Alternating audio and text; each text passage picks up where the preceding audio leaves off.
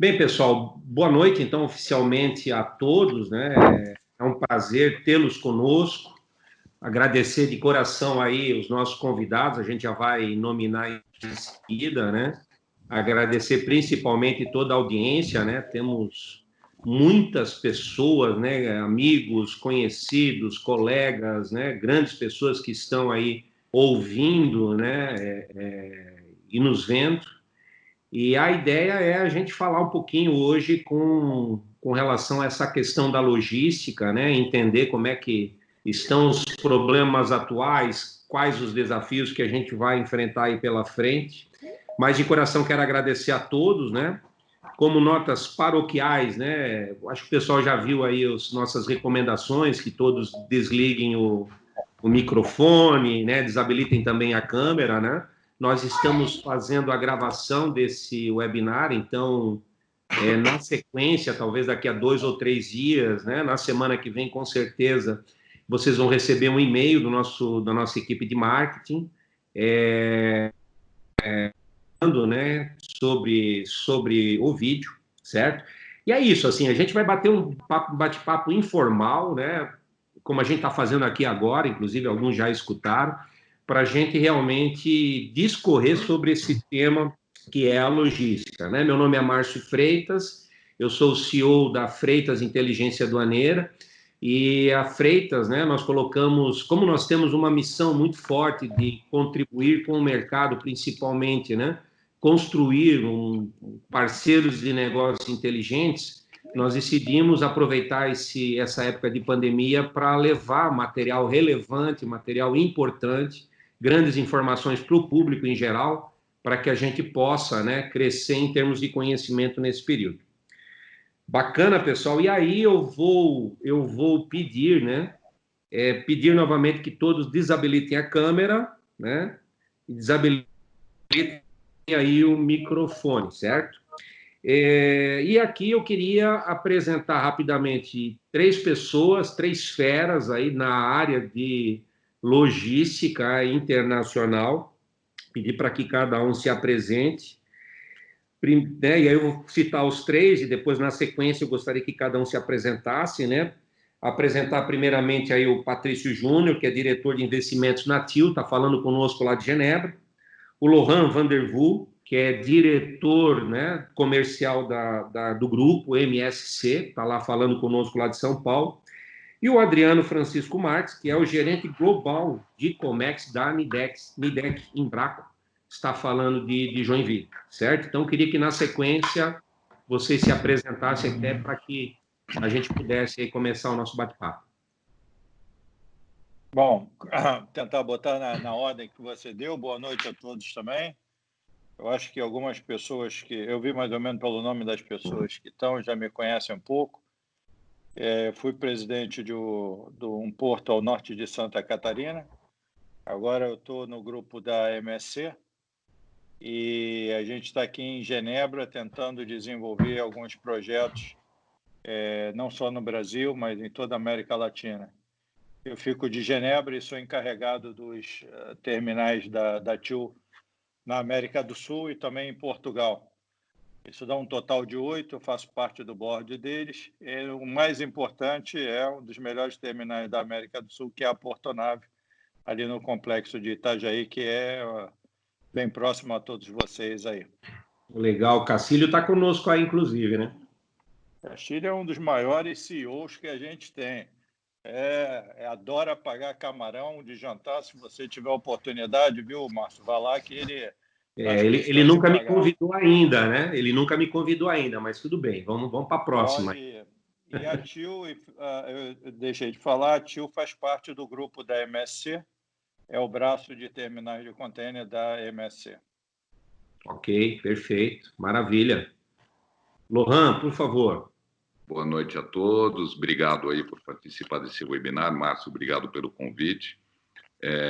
Bom, meu nome é Lohan Vandervoel, eu sou o diretor comercial da MSC aqui no Brasil, estou no grupo há praticamente 21 anos. Eu comecei a minha carreira junto com essa empresa, passei por várias funções até atingir essa posição, e eu cuido da área comercial, tanto da exportação como da importação, da área de logística também. A gente tem um grupo forte, como é a TIO, chamado Medlog, que é da MSC, que pertence ao grupo, então ao braço realmente em terra das nossas operações, porque um armador do nosso tamanho, não adianta só ter navio, você precisa ter, obviamente, terminais e, obviamente, ter essa estrutura logística em terra para poder atender de ponta a ponta a atividade dos nossos clientes, dos nossos mercados no mundo todo.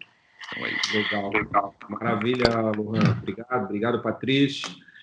Grande Adriano, por favor. Bem, boa noite a todos.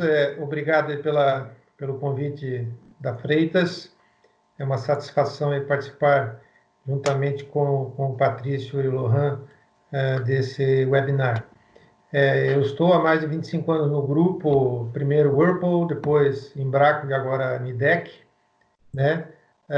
E dos quais aí boa parte deles na área de logística, primeiro em procurement, depois nas operações de comércio exterior e logística, né? Atualmente eu sou responsável pela estratégia de comércio exterior global da Nidec Global Appliance, da unidade Global Appliance da Nidec, e é um trabalho aí que envolve 16 plantas em 10 países hoje, em todos os continentes. Então, eu agradeço mais uma vez a oportunidade e volto com você, Márcio. Legal, bacana. Adriano, queria começar o nosso webinar com você, né? Até porque, como embarcador, né, eu queria que você falasse um pouco quais são os principais desafios que você está enfrentando nesse momento, né? A gente sabe aí que vários importadores têm dificuldades e a gente gostaria de entender o porquê. Como é que está isso para vocês?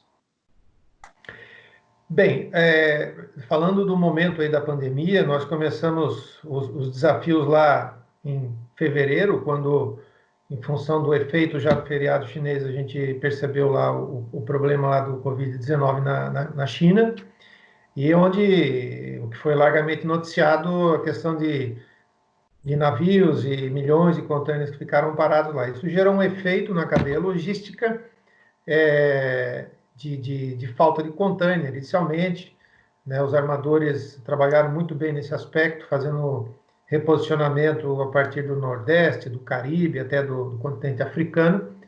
Então, houve um trabalho de inteligência muito importante aí dos armadores e dos terminais. E hoje, né, a grande dificuldade que nós sentimos é a questão dos blank sailings, né, que tem nos afetado bastante enquanto exportadores e importadores, e também o grande desafio do reposicionamento dos vazios. Hoje não há falta de vazios, né, no sul do Brasil, pelo menos nós não sentimos isso, mas o grande desafio tem sido buscar os vazios nos lugares onde precisamos.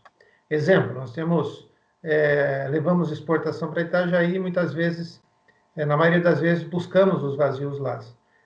E o que tem acontecido é que muitas vezes está em Paranaguá, Itapuá. Então, há um descasamento hoje do posicionamento dos vazios. Então, eu resumiria a minha resposta em dois pontos principais. A questão do blank sailing e a questão do reposicionamento dos vazios para a exportação. Legal, bacana. Não, legal. E a próxima pergunta, justamente, eu queria fazer para o Lohan, né? Porque esse tema, né, do blank sailing, né, é um problema que a gente tem escutado, né, de forma bastante grande aqui no nosso mercado, né? E eu queria ouvir de você, Lohan, né? Como é que você vê essa questão qual a visão de vocês, né, como armadores na questão do blank sailing, né? Da onde que vem isso? Qual é a origem, né? Por que nós estamos enfrentando esse tipo de situação? Quais são os impactos que o mercado está tendo, né? E principalmente, né, que é a pergunta que não quer calar, né? Até quando que talvez a gente vai enfrentar esse tipo de situação? Bom, Eu acho que a gente tem que voltar um pouquinho no como funciona um serviço de container, né? Ou de um armador de container. É como se fosse um relógio. Você tem X número de navios operando X números de portos, com janelas de atacação, etc. Então, em condições normais de temperatura, mar de almirante, tudo funciona relativamente bem. Você tem um navio a cada semana, dependendo do lugar, para atender os seus clientes em todos os lugares do mundo. A situação do Covid, o que ocorreu na China no início desse ano, desbalanceou completamente. Pode voltar um pouquinho só, Lohan, desculpa, você pode voltar só rapidamente, que deu uma cortada na tua informação, né? Questão do Covid, vai lá. A situação do Covid, no início do ano, desbalanceou completamente as nossas operações. Normal. E não foi uma responsabilidade dos armadores ou dos portos. As fábricas da China pararam. Tem um momento que os próprios importadores que recebiam as cargas, sejam elas dry ou reefer, não puderam receber, portos ficaram lotados, e aí isso deu uma desorganização, vamos dizer, para todo mundo, desse relógio do transporte em container marítimo, né? Então, a partir desse momento, você tem que tomar algumas decisões operacionais, o serviço não pode parar, tem outros portos que estavam operando, alguns não estavam operando, então a gente teve que se adaptar. No começo, eu estou falando realmente da situação chinesa, e depois disso, teve o próprio Covid, assim, a própria doença, a própria pandemia começou a sair da China, ela começou a aparecer na Europa. A China foi realmente o primeiro epicentro, depois foi para a Europa, a Itália começou a entrar nesse drama que a gente conheceu, o país fechou, fábricas pararam, vamos dizer que deu uma paralisação geral em vários pontos do mundo, em pontos extremamente importantes de produção, tanto para exportação como para importação de produtos. Os contêineres estão no navio. Um navio que atraca num porto e que não tem carga para carregar ou que não tem espaço para poder descarregar sua carga, você tem que tomar algumas decisões, e o blank sailing, na verdade, que a gente chama de blank sailing, é simplesmente uma decisão operacional do armador de segurar um navio, de esperar, de ver, de analisar. A gente tem que lembrar que tudo isso, a gente tinha informações praticamente diárias, né? A situação foi evoluindo, o Ano Novo Chinês foi se estendendo, e o Ano Novo Chinês, além da festa em si, né, do evento em si, ele marca um período muito importante dentro do transporte mundial de contêineres, né? Sempre tem um pré-Ano Novo, pós-Ano Novo, e isso realmente obrigou todos os armadores a tomar diversas medidas de segurar navio, de colocar navios em outras rotas, de mudar, de jogar carga em porto de transbordo para esperar, porque você não tinha capacidade física de atender a operação desse navio num determinado momento, A, B ou C.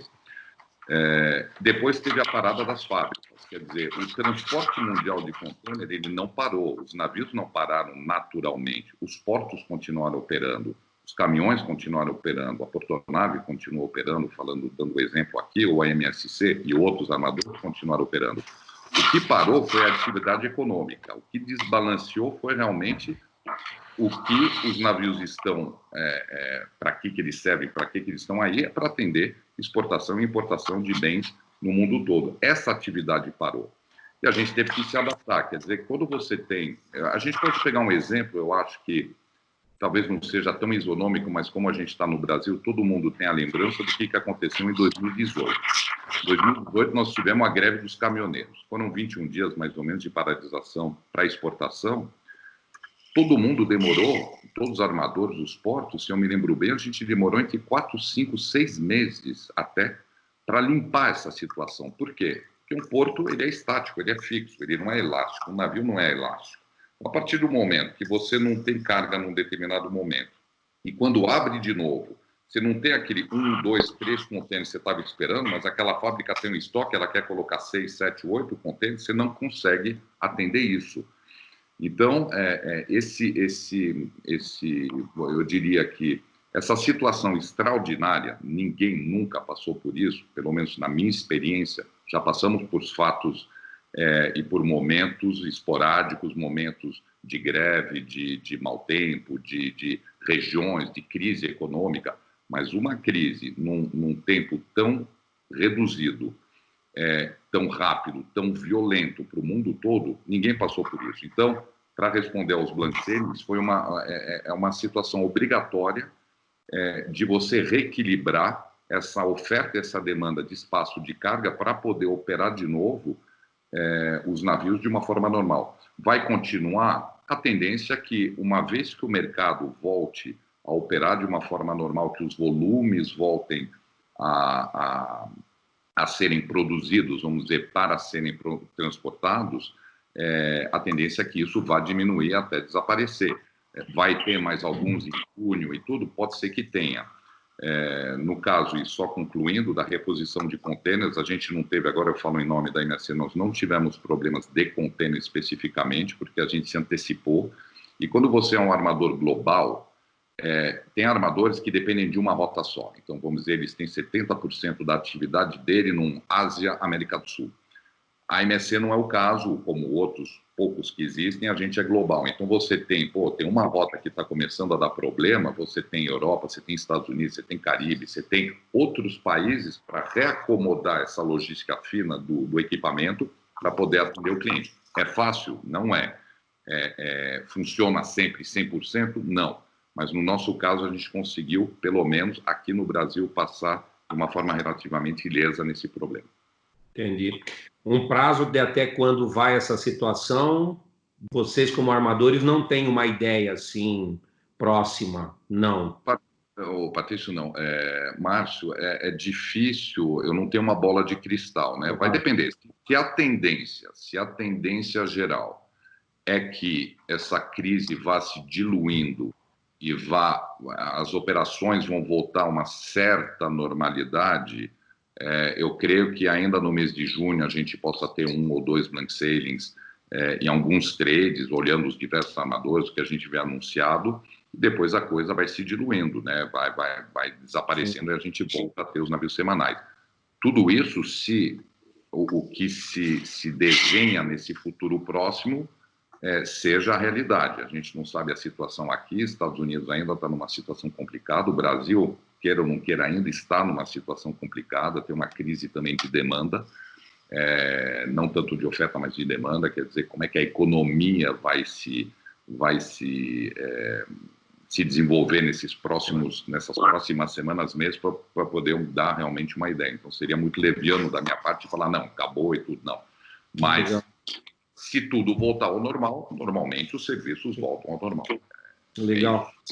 Patrício, você quer acrescentar alguma coisa, né? É interessante, eu também estava vendo, né, acompanhando algumas revistas aí dos Estados Unidos, o que eu percebi, pelo menos, Patrício, não sei se me corrija se eu estou correto, mas eu percebi esse problema do Black Sailing muito Ásia, Estados Unidos. Ásia com a Europa não se percebe isso, né? Ou estou errado?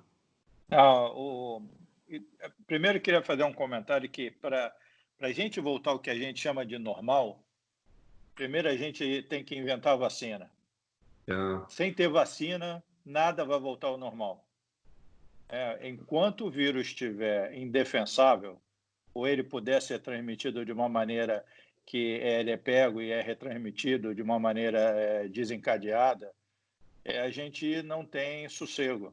Você vai ser obrigado a ficar ainda em casa, ou semi em casa, ou seja lá o que for, e você vai ter receios e vai ser tudo do jeito que é. Aqui na Suíça, a gente passou o primeiro momento de ter que ficar em casa, e agora as coisas estão sendo liberadas, os restaurantes estão sendo reabertos, cabeleireiro, academia, essas coisas todas, mas é um reaberto de uma forma diferenciada. Porque o que mais o pessoal agora tem medo é da segunda fase, né? A segunda onda, que nem o pessoal chama aqui na Europa. E só vai acabar isso e voltar ao que, como eu falei, voltar ao normal quando tiver uma vacina. Quando é que a vacina vem? Se a gente pensar e der uma olhada nas últimas notícias, essa vacina só sai até o final do ano. E daí, do final do ano, você bota no mínimo 12 meses para voltar à normalidade. Aí a gente perdeu 2021 para voltar a ser o que era. Então, teoricamente, você pode apagar 2020 e 2021 e dizer, pelo amor de Deus, queria acordar em 2022. Que a gente vai ter que viver o melhor possível, tanto em 2020 e 2021. Então, só para completar o que o Lohan falou. Agora, quanto a essa parte, como aconteceu tudo faseado, primeiro na China, depois veio para a Europa, e agora está na América do Sul e América do Norte, você vê que os trades estão sendo desbalanceados. Existe uma coisa que é o tipo de carga, o tipo de característica de cada trade. Hoje em Santos, hoje em Santa Catarina, nós estamos carregando volumes nunca antes carregados. O crescimento está, pelo menos do nosso grupo, está sendo fantástico. O Lohan está batendo as metas dele desse ano, do ano que vem e daqui a 5 anos. Porque a característica da nossa carga é commodity. Né? E é uma commodity, a gente estava conversando com o Adriano hoje de manhã, é aquela comida. A BRF, JBS, é arroz, é feijão. Madeira, né? Madeira, e por aí afora vocês conhecem mais, porque eu só conheço as caixinhas, mas o que vai dentro é realmente coisa de primeira necessidade. Então, até esse rearranjo da normalidade, voltar à normalidade, isso até as prioridades são todas diferenciadas, Márcio. Então, esse desbalance dos trade, que causa problema de reposicionamento de vazio, não é só no Brasil, é no mundo inteiro. Para você ter noção, nós aqui na TIL, nós esperávamos ter uma queda no segundo trimestre de 20% global. Nós só estamos encarando 5%. Sendo que esse 5% global, na América do Sul, a gente está com um superávit de 10%. Então, nos outros lugares está menos que 5%, quer dizer, está mais, né? Está menos 10%, por exemplo. Mas na América do Sul a gente está indo muito bem. Então, está fazendo uma normalidade de menos 5% só para o nosso grupo. Não está tão ruim assim quanto era previsto. Mas só vai voltar ao normal quando tiver uma vacina. Você vai dar um tempo para o pulmão voltar a encher. E aí você vai ter um gap de praticamente 18, 24 meses que ficou parado. Teve uma queda e vai voltar a crescer. Entendi. Então, dentro dessa linha. O que as pessoas às vezes não entendem, esse é muito tipo o que é PIB, GDP, né? Que as pessoas falam muito. O que é um PIB? O PIB é o que você faz de tudo num país, em valor numérico, e sempre comparado com o ano passado. A gente sempre dá proporcional. Nesses próximos anos, nos 2 próximos anos, nossos PIB vão ser negativos, 6%, 7%. Quando a gente voltar a crescer, vai voltar a crescer positivo 6%, 7%, para ficar zerado tudo. Você está com 100, menos 7 vai para 93. Se bater menos 7, 7 em cima de 93, dá menos 6, você cai para 87%. Aí você vem mais 7% em cima de 87%, dá mais 6%, você vai para 93 de novo, aí depois você volta para 100%. Quer dizer, em praticamente 4 anos, você vai voltar de novo para o 100%. Claro. É essa a situação, sendo que 2 vão ser negativos e 2 positivos para recuperar, mas a gente vai ficar parado praticamente 4 anos.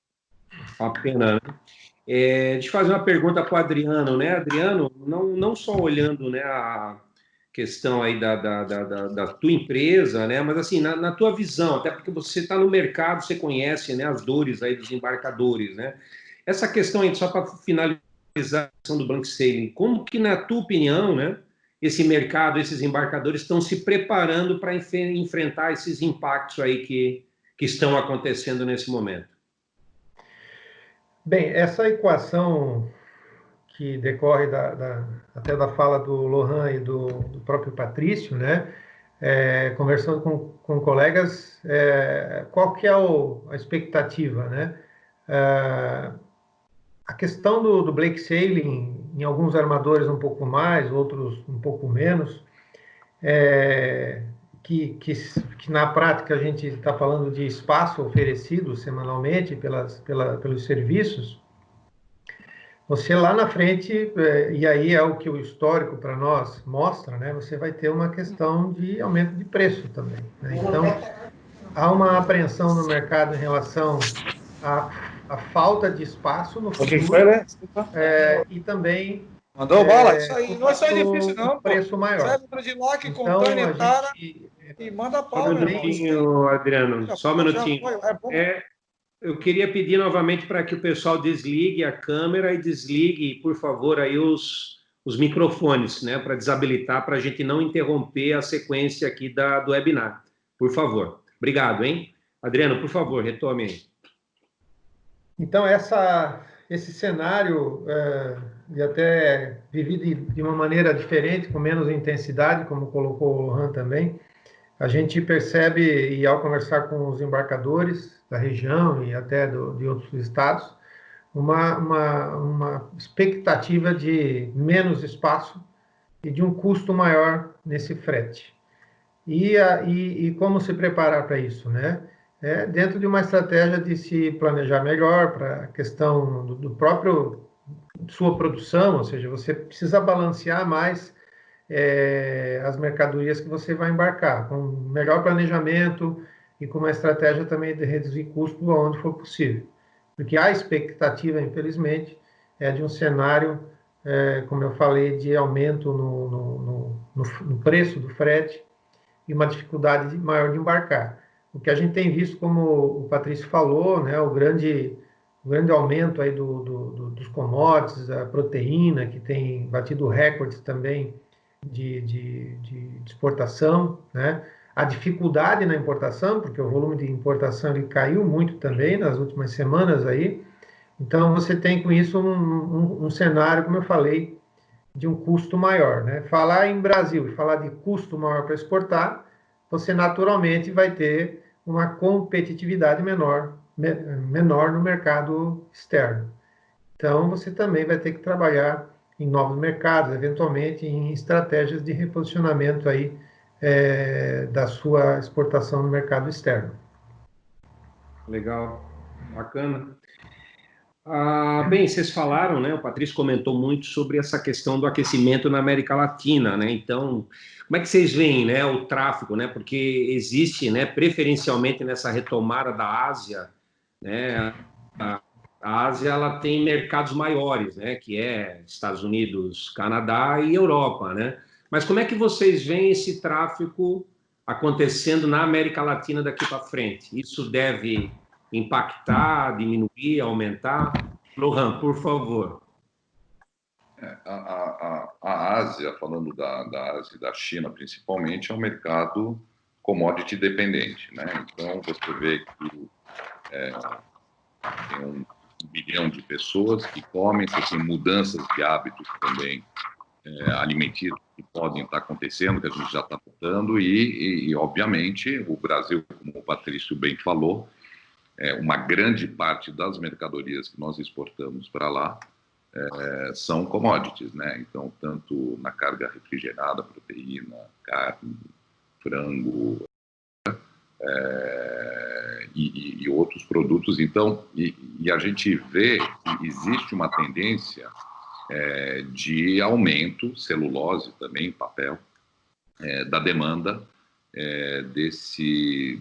dessa região, e o Brasil consegue atender muito bem, por vias de produção e de transporte também, esse mercado. A tendência, a gente imagina que é uma tendência que deve aumentar nos próximos anos, depende também de muitas situações geopolíticas, de muitas... a gente não pode só parar na foto, né, do Brasil com a China, mas olhar um pouquinho o mundo em volta e ver esse grande jogo, né, da geopolítica, da geoeconomia mundial. Mas a tendência é essa. Voltando um pouquinho sobre falta de espaço ou vamos dizer, a apreensão de alguns exportadores, é normal, claro. Pra vocês terem uma ideia, a gente está batendo o recorde de exportação e nós estamos ainda no famoso low season, né? Bem que esse low season vem diminuindo um pouquinho comparado com os anos anteriores, mas agora as grandes safras vão começar a sair, né? A partir de maio, junho, julho, começa a sair o tabaco, o café começa a bombar, açúcar também, etc. A fruta também começa a ter essa tendência.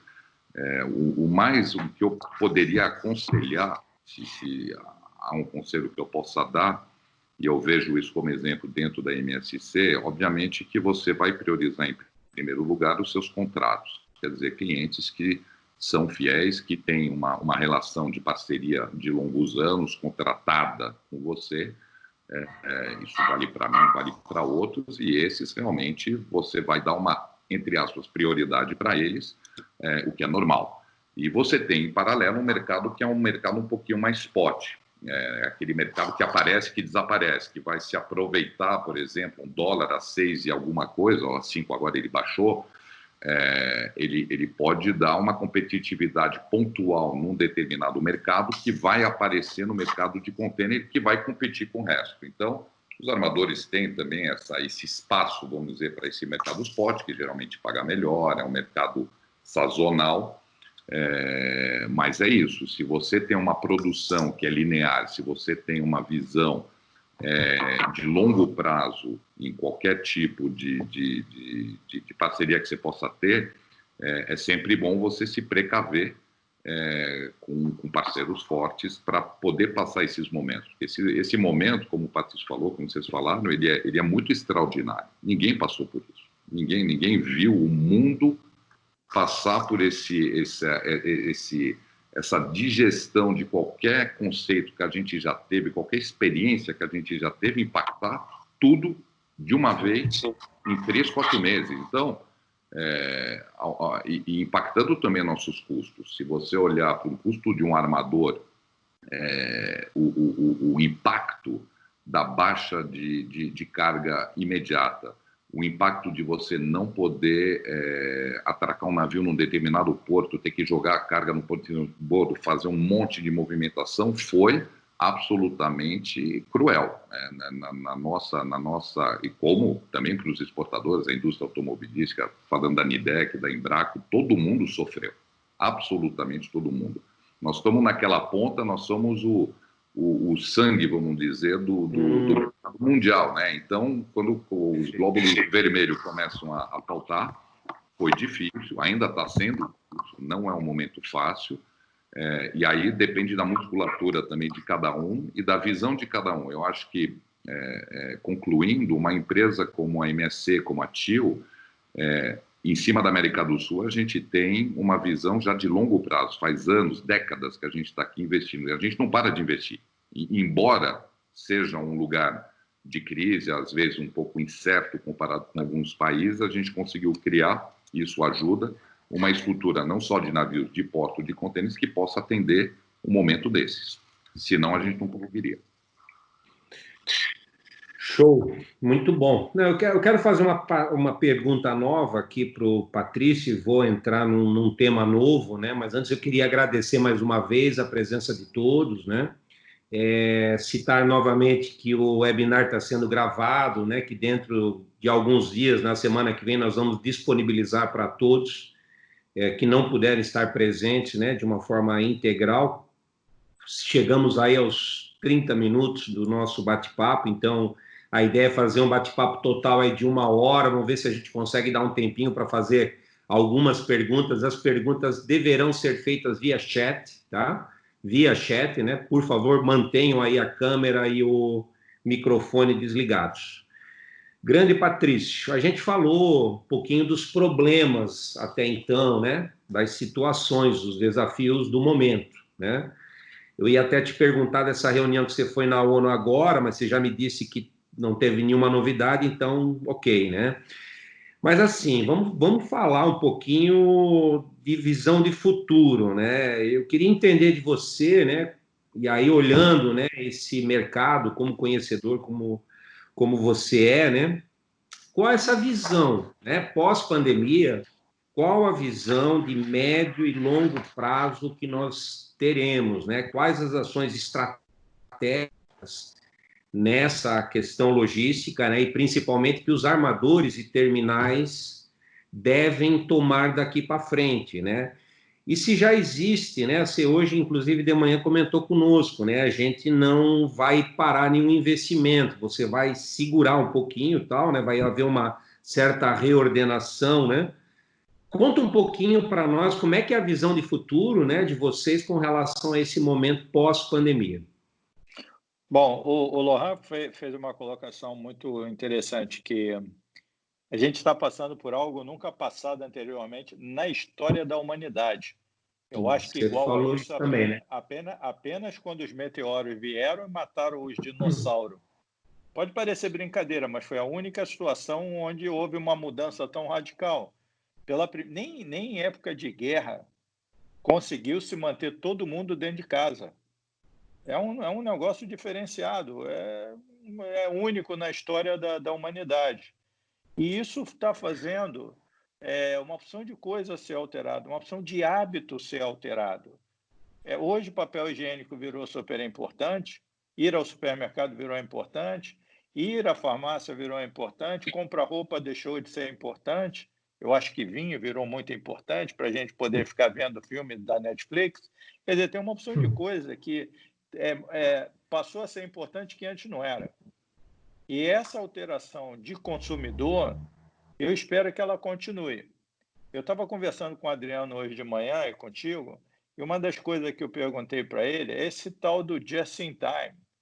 Esse just in time, para quem trabalhava no just in time, just in time, CIFO. Por favor, depois você apaga essa expressão CIFO. Porque o cara que trabalhava tudo certinho e deu um colapso, não um colapso da navegação, porque os navios de container não pararam. Não colapso de terminais, porque os terminais não pararam, mas colapso de caminhões, colapso de pessoas que não puderam ir trabalhar para despachar a carga, e assim, consequentemente, essas empresas tiveram problemas sérios. Muitos não entregaram seus produtos, muitos demitiram pessoas. Então, eu acredito que essas empresas elas vão estar repensando toda a sua matriz logística para que nunca mais sejam pegos com as calças riadas. Então, tem alguma coisa que vai alterar. O próprio mundo, em termos de governo, eu sou um bolsonarista característico, eu vim de escola militar, não posso pensar igual alguém do PSOL, petista ou escambau, eu tenho uma formatação diferente. E a gente vai ter que pensar um pouquinho também na indústria nacional.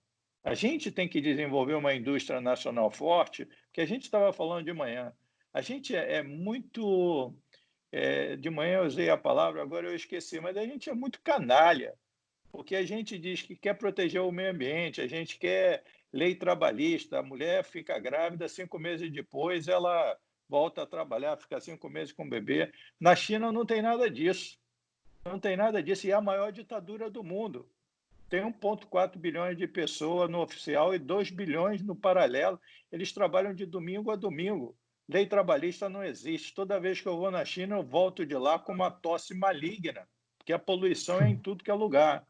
Então, se a gente também não parar de comprar o mais barato e o mais vagabundo e der valor àquilo que a gente tem aqui, a gente vai ter problema sério. Então, a gente tem que ter uma consciência também que vale a pena gastar um pouquinho mais para ter um produto melhor e ter aquelas condições que a gente acha fundamental. Você estava falando da gente trabalhar de casa, antes da gente começar, que melhorou o trânsito, melhorou uma opção de coisa.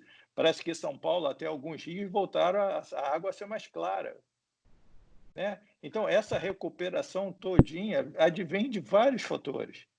A TIL e o Grupo MSC, no mundo inteiro, nós não vamos parar de investir. Isso eu posso te garantir. Agora, a TIL é uma empresa, junto com a MSC, é um grupo familiar. Durante todo e qualquer período de desespero, uma coisa a gente não faz, que é demitir pessoas. Você falou, né? Então, isso, no momento, é o principal. Manter o emprego de todo mundo.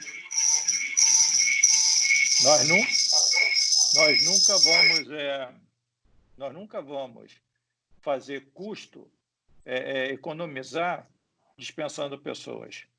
Nós estamos revendo alguns investimentos em alguns lugares, mas no Brasil os investimentos vão estar top de linha. O Castilho vai gastar uma boa grana aí para a gente poder receber navio de 366 metros, porque a gente espera receber esses navios o mais rápido possível. O Lohan está enchendo os navios, a gente tem que trazer navios maiores. E eles vão vir para essa costa. Na costa oeste, nós também estamos investindo muito dinheiro em expansão em Caial, expansão em Valparaíso. Nós estamos também com expansão em Buenos Aires, no Exogan. No Panamá, nós estamos com expansão. Em Cine, nós estamos indo para uma expansão já de terceira fase.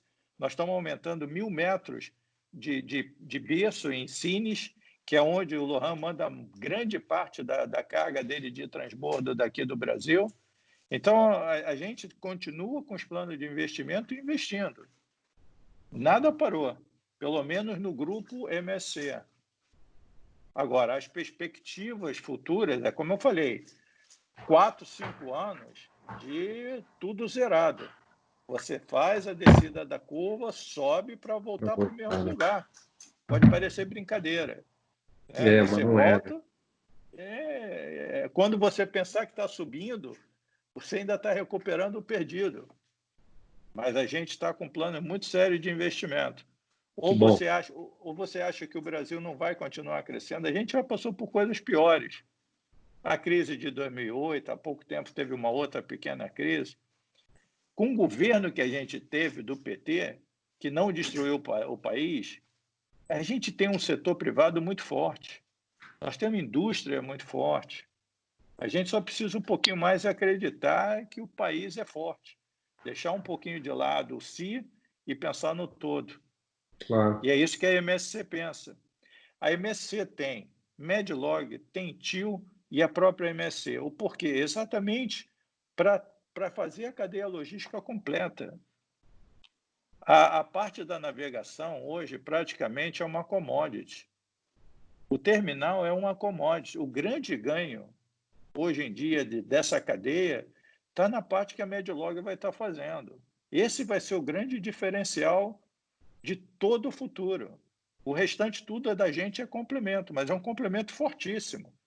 Por isso que uma empresa que é de navegação investiu pesado em terminal de contêiner e está investindo pesado em logística.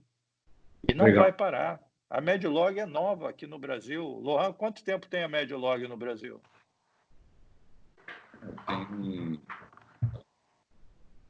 É recente. É investimento novo, não para.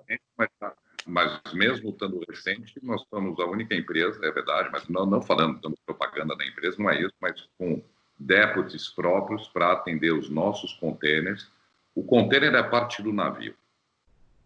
Se você não tem contêiner, você é um armador de contêineres, não adianta. Você pode ter espaço, pode ter navio, mas se você não tem o equipamento pronto, para as commodities que o Brasil exporta, muitas vezes, que não são as mesmas que chegam aqui da importação, você não consegue ter um plano de desenvolvimento de longo prazo, você não consegue se colocar em áreas onde poucos conseguem, vamos dizer. Então, isso a gente investiu nisso, a gente teve a nossa empresa, como o Patrício falou, uma empresa familiar, de know-how de navegação, né? Muitos comandantes, muitas pessoas de mar que criaram essa empresa 50 anos atrás para justamente desenvolver isso. Mas o que o Patrício falou é isso mesmo. Não adianta só ter navio. Você tem que ter navios, você tem que ter terminal para atender esses navios e a ponta logística, que é a sintonia fina da coisa, que te dá você vira um armador que também é um caminhoneiro, que também é um depot, que também tem um container. Então você liga ponta a ponta, e não só aqui no Brasil, mas no mundo todo. Sim. E, obviamente, de fazer lucro, né? Todo mundo, é normal, nós somos uma empresa privada, e qualquer empresa privada, o necessário para sobreviver e para se manter, para poder investir, é de fazer lucro e ganhar dinheiro. Isso é óbvio.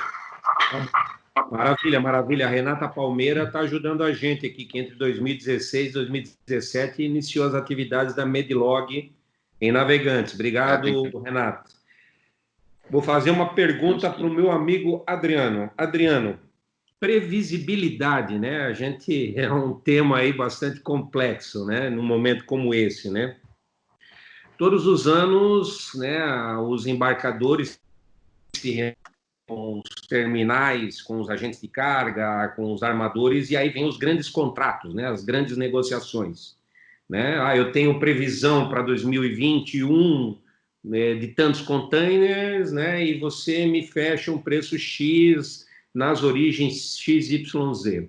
Como é que fica, diante dessa pandemia, essa questão da previsibilidade, na tua opinião?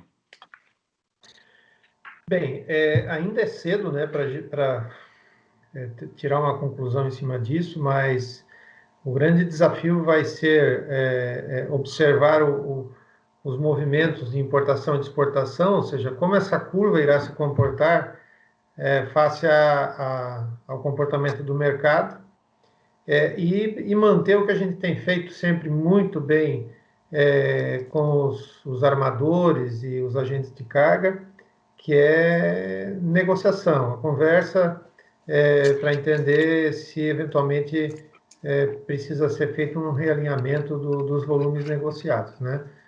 Então, a gente tem voltado recorrentemente aqui nessa conversa, essa questão dos volumes, inclusive o Patrício colocou algo muito, muito bom ali, que é a questão dos navios de 366 metros em navegantes, ou seja, eu acho que essa dinâmica de escalas de navio com os volumes e a resposta também que virá dos nossos clientes no mercado externo é algo que a gente vai precisar fazer conta e entender um pouco mais à frente. Nesse momento é difícil de ter uma previsão.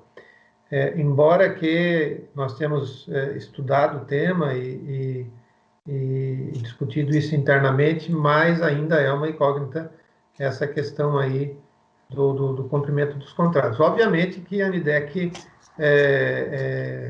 busca sempre fazer negociações com uma previsão de honrar os volumes e os contratos, as condições negociadas, né? Eu acho que bom senso também haverá dos dois lados em caso de necessidade de um realinhamento, né? Mas essa é a nossa expectativa aí para os próximos meses, no curso dos contratos que nós temos aí, ou que estamos negociando nesse momento. Legal, bacana, bacana. Mais uma perguntinha aí para o Patrício, né? Patrício, assim, ao longo desses últimos tempos, a gente tem visto, né, governos, né, algumas entidades como a própria OMA, né, trabalhando, né, a questão, existe o Acordo de Facilitação de Comércio, o EIO, né, o OEA aqui no Brasil, e aí existe um claro interesse em facilitação das fronteiras, facilitação de comércio, né, mas a gente já percebeu em situações passadas, como o caso de 11 de setembro, lá com o CITPET, a entrada do CITPET, ou seja, mudou-se as rotinas de algumas situações dentro do âmbito da logística, né? Essa questão da pós-pandemia, a gente pode ter uma dificuldade maior com relação à questão da movimentação, em função, inclusive, de possíveis novos protocolos de saúde, ou, na sua opinião, nada muda?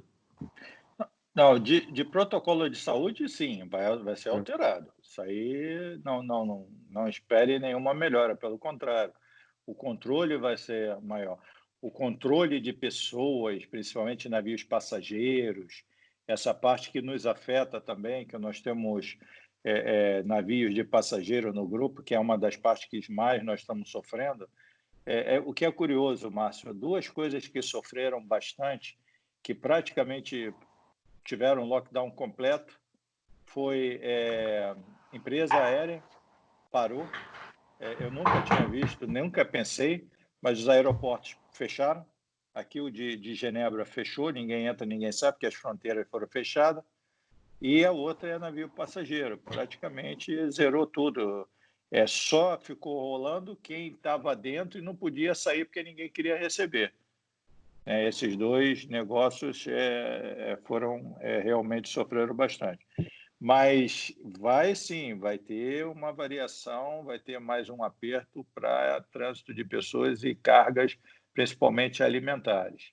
Agora, para contêineres de outro tipo, para agilização, uma automação da documentação, isso tem-se uma tendência a se agilizar bastante. O problema é em qual nível de maturidade um país está para poder aceitar essas coisas. Então, você vê que a Europa se juntou e, de repente, começou a se fragmentar, a saída própria do Brexit da Inglaterra, foi o primeiro. A Suíça não entrou, está sendo colocado um pouquinho contra a parede para saber se vai realmente ter algumas regalias ou se não vai. A Europa está colocando a Suíça nisso, mas as barreiras estão sendo conversadas novamente. O Mercosul não decola. Nós temos problemas de nos colocarmos no mundo. Então, essas aceitações, esses acordos internacionais, dependendo em qual nível for, o Brasil tem um hábito de entrar e sair com uma facilidade muito grande. A gente, querendo ou não, o nosso sangue latino faz com que no Brasil, por exemplo, hoje tenha a torcida para o coronavírus. Tem um time que está torcendo para o coronavírus ter sucesso e matar bastante gente para o Bolsonaro cair. Quer dizer, então, essa mentalidade, a gente não pode ser Suíça com mentalidade arcaica. Então, eu via que com o Paulo Guedes a gente estava evoluindo para uma economia liberal, com os números voltando a reagir, voltando a pensar em ser Suíça, e, de repente, a gente regride violentamente com coisas... A gente viu o Supremo no Brasil querendo pegar telefone do presidente, checar se o WhatsApp é um... Você imagina, você quer falar de liberação de carga no mar e isso e aquilo, e aí o Supremo vai e lança, vamos controlar o WhatsApp. Então, é complicado fazer só com bola de cristal. Aqui fora, muita coisa aconteceu, continua acontecendo e funciona. Mas também não é aqui fora, em qualquer lugar. A Europa é muito grande. A Europa é feita de países que têm problemas sérios e que passaram por eles, tipo Portugal, tipo Grécia, tipo Turquia, que passaram por problemas sérios, até a própria França, que 3x4 entra em greve, mas é uma economia forte e, por causa disso, consegue se manter entre os países top na Europa, mas é complicado. Então, eu vejo que a gente, no Brasil, vai ter um desafio muito grande. Tudo no Brasil acontece com uma dificuldade maior, mas a necessidade é que vai fazer. Nós estamos num momento bom. Nós estamos num momento bom para limpar leis trabalhistas. Nós estamos num momento bom para dar oportunidade de investimentos novos. Mas quem é o investidor estrangeiro? Nós da MSC, nós da TIL, nós já conhecemos o mercado brasileiro, então a gente investe. Mas o investidor novo, ele abre o jornal e as notícias que saem do Brasil... Aqui a minha vizinha, aqui de baixo, acha que o Bolsonaro é louco, porque tudo que vem daí é só notícia ruim. As pessoas só passam para fora notícia ruim. Ele pode ser até louco, mas a impressão que tem para o cara que vai botar dinheiro, ninguém vende uma imagem positiva do Brasil. Era aquela história que só vendia mulher de biquíni. Continua passando uma imagem ruim. Então, a gente vai sofrer muito tempo ainda. Mas aí que está. Deixa eu te falar uma coisa. Nós temos, a TIL tem 50 terminais, entre 40 terminais no mundo, e a MSC tem uns 13 terminais, mais ou menos, esse número mais ou menos de cabeça, assim. A MSC tem terminais na Itália e por aí afora. Nós utilizamos a Portonave como nosso centro de excelência. Nós vamos desenvolver um projeto, nós pegamos pessoas na Portonave, mandamos para outro lugar para desenvolver esses projetos. A Portonave é um dos terminais que que melhor tem produtividade no mundo. Então, a gente tem coisas que a gente não sabe e que a gente não vende. Mas nós temos um padrão de portos altíssimo. Santa Catarina tem 2, 3 portos de altíssimo padrão. Santos tem 1, 2, 3 portos de altíssimo padrão. Então, a gente tem muita coisa boa, da qual você... Olha, Porto Sem Papel. Há quanto tempo você escuta isso, Márcio? Sim, muito tempo, né? Não é que não pode se fazer, não é que não pode... Você sabe que aqui na Suíça não tem cachorro de rua? Não tem cachorro de rua. Por quê? Porque todos os cachorros são recolhidos, todos os donos são obrigados a botar uma coleirinha, paga 200 francos suíços por ano. Se você for pego, se seu cachorro for pego sem a coleirinha, você vai pagar uma multa bem maior do que os 200 francos. Quer dizer, tudo funciona. Agora, Porto Sem Papel, que era para sair, os principais players, que é Receita Federal, Marinha, Polícia Federal, eles não falam entre eles. Eles não conseguem sentar à mesa e acordarem que os papéis que eles precisam todos são esses aqui e acabar. Eles não fazem isso. Aí você me faz a pergunta, nós vamos conseguir fazer isso tudo? Não é por falta de condição de informática, não é por falta de vontade, é por falta de querer fazer. O poder é uma desgraça. Eu não vou perder o meu poder. Então, eu acredito que vai ser difícil. Legal, bacana. Tem uma última pergunta aqui, nós estamos com o tempo esgotado praticamente, mas eu não queria deixar de fazê-la, né? O Lohan e para o Adriano, principalmente, né? Porque tem algumas palavras que a gente tem escutado bastante, né? Que é e isso me chama muita atenção, né? Que é a colaboração e a cocriação, né? E talvez nesse momento mais difícil, né? De pós-pandemia, na visão de vocês, assim, como é que armadores, terminais, embarcadores, né? E os demais players poderiam talvez se unir para criar uma solução conjunta, certo? Para que a gente pudesse sair mais forte desse cenário adverso que nós estamos. Adriano, queria começar contigo. Eu acho que a palavra é integração. O que o Lohan colocou ainda há pouco com a Medlog é algo muito interessante e que nos chama muita atenção.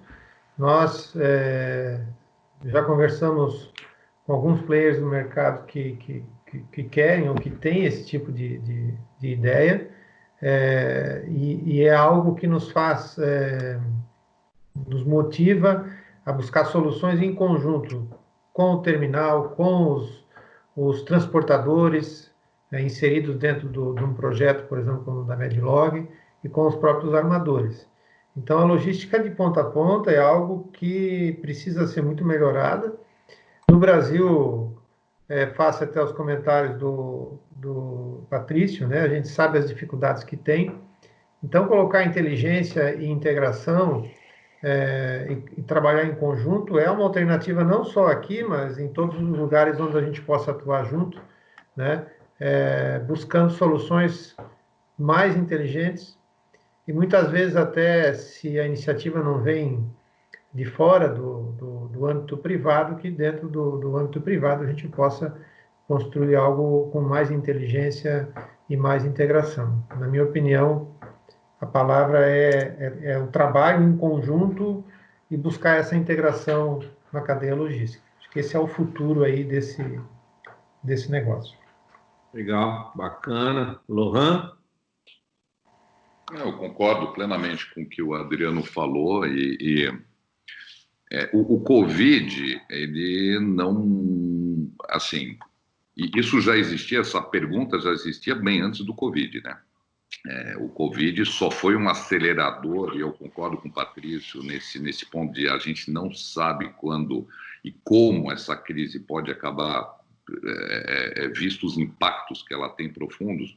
Contra isso, não há muita coisa que a gente possa fazer, a gente não tem esse poder realmente de de solucionar uma crise desse tamanho que impacta a nossa atividade. Agora, faz anos que a gente já pensa e já trabalha nessa integração, justamente o que o Adriano falou. Quer dizer, não existe mais aquela relação, eu lembro, quando eu comecei nesse business há 20 anos atrás, você vendia container e espaço, ponto. Era uma relação extremamente simples, não tinha todo... Hoje em dia, quando você vê a complexidade do mundo, a complexidade dos fluxos, a capacidade de ter ideias e de criar ideias que sejam realísticas para privilegiar as duas pontas, tanto o fornecedor, porque é difícil fazer logística no Brasil, não é um país simples. É um país com inúmeras problemáticas, que a gente conhece, portuárias, e aí a empresa privada, a indústria privada vem investindo, e graças a Deus que ela pôde fazer isso para permitir que o Brasil crescesse. Se não tivesse todas as empresas privadas, e a gente coloca, obviamente, o Grupo MSC nesse movimento, quando você calcula que a gente tem 20 e poucos % do mercado, isso tem um impacto direto na economia de um país. Quer dizer, você tem um grupo privado, não só nós, obviamente, mas falando da gente, que permitiu, pela sua visão, pelo seu dinheiro, pelos seus investimentos, que o Brasil possa crescer desse tamanho e possa também, no âmbito da exportação, tanto como da importação. Então, essa simbiose entre o nosso cliente, quando a gente fala de parceria, não é só uma parceria econômica, não é só uma parceria, vamos fazer negócio. Claro que a gente faz negócio normal, como eu preciso que o meu cliente venda o seu produto lá fora para eu poder trabalhar e eu poder vender o meu para ele. Mas a gente vê que o nível de relacionamento que a gente está tendo, o nível de discussão que está se tendo hoje em dia com diferentes tipos de clientes, diferentes empresas, é muito mais profundo, muito mais detalhado, e leva a esse tipo de pergunta justamente de transporte, de armazenagem, de problemática. Pô, eu tenho um problema aqui, como é que eu faço com o meu container? E a gente vai desenvolvendo e vai criando experiência nisso também para poder vender no mercado. Então, e para poder fazer isso. Então, eu diria que essa integração, ela vem dos dois lados. Eu preciso de clientes, eu preciso de parceiros, olhando para o meu cliente, que queiram se integrar também para eu poder oferecer os meus produtos, e do mesmo tipo, eles precisam de mim porque eu tenho um leque de possibilidades que facilita, e o nosso papel aqui é facilitar. Tempo é dinheiro.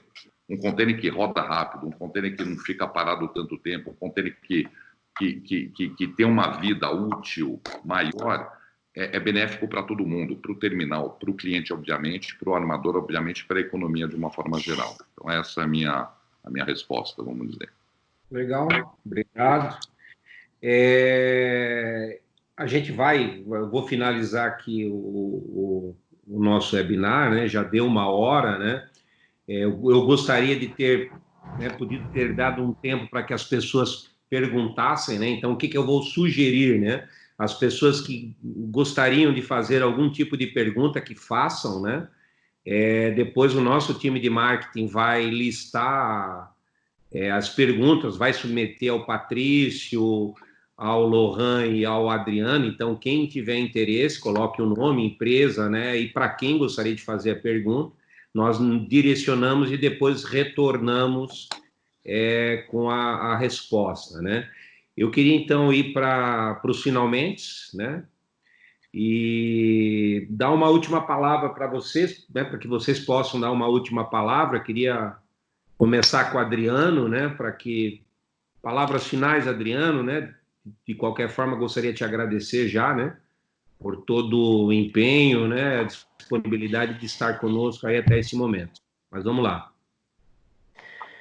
Bem, mais uma vez, obrigado pela oportunidade de ter feito aqui essa ótima conversa de altíssimo nível com você, com o Patrício, o Lohan e os demais que nos acompanham. Apesar da dificuldade e dos desafios que nós temos, eu entendo que a gente precisa ser otimista, né? Colocar inteligência, colocar muito trabalho e energia, mas ser otimista que vamos superar essas dificuldades que estamos tendo nesse momento, O tempo, a gente, como falou, não sabe exatamente quanto tempo será, mas vai terminar. E importante é que, nesses momentos de crise, de dificuldade, a gente trabalhe muito para depois, nos tempos que virão, não perder tempo, né, em pensar depois como fazer diferente ou como ter algo melhor. Então, é tempo de pensar também, além de como sair da crise, nós também termos as oportunidades vistas lá na frente e correr atrás dessas oportunidades que certamente virão. Legal. Obrigado, obrigado. Lohan, suas palavras finais. Lohan. Não, eu acho que, assim, esse tema desse webinar foi realmente em cima do Covid. Eu acho que essa crise, a gente está tirando muitas lições dela, e é verdade, não são meras palavras, não é demagogia falar isso, e amanhã não. Tanto a nível de empresa, eu acho que como uma empresa, como pessoa, eu, funcionário de uma empresa, na minha vida pessoal também, algumas coisas eu acreditava que eu não conseguiria fazer com tanta facilidade, eu consigo fazer. Exemplo, trabalhar de casa, ter 90% do teu staff em casa, quando você está acostumado com um dia a dia, né? Aquele day-to-day, isso vem funcionando muito bem. Um tipo de relacionamento diferente também, quando você fala por telefone ou por câmeras, você vai direto ao ponto, você não tem... Então, já tem esse lado, né? Obviamente, que eu acho que vai impactar muito o mundo de uma forma geral, em seus diversos aspectos e setores econômicos, não só o nosso.